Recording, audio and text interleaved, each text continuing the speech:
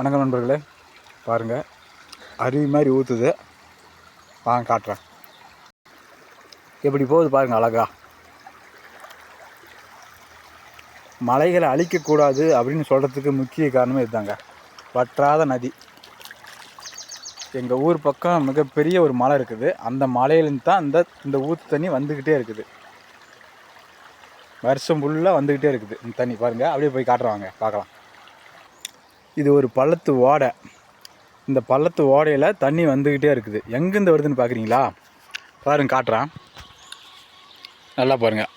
அந்த தென்னை மரத்துக்கு அந்த பக்கம் பெரிய மலை இருக்குது இல்லைங்களா, மறைச்சிக்கிச்சு.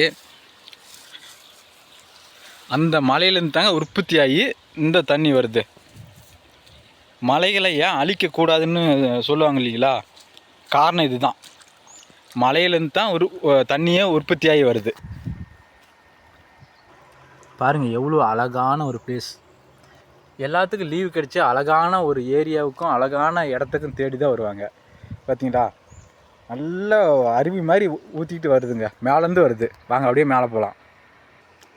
இந்த தண்ணியில் சின்ன சின்ன தலைப்புரட்டையும் சின்ன சின்ன மீன் இருக்குதுங்க. பெரிய மீன் இல்லை, எதுவும் சின்ன மீன் தான் இருக்குது. பாருங்கள், அங்கேருந்து வருது. இந்த பள்ளத்துலேருந்து அப்படியே வந்துக்கிட்டே இருக்குது. போய்கிட்டே இருக்கலாம். இப்போ பாருங்கள், தெரியுது அந்த மலை.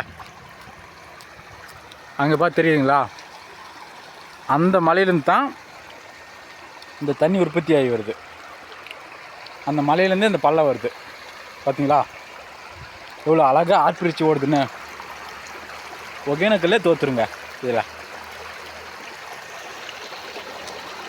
இந்த மாதிரி வீடியோ பார்க்குறதுக்கு நம்ம சேனலை சப்ஸ்கிரைப் பண்ணுங்கள் நம்பர்களே. மறக்காமல் லைக் பண்ணுங்கள், ஷேர் பண்ணுங்கள், கமெண்ட் பண்ணுங்கள் நம்பர்களே.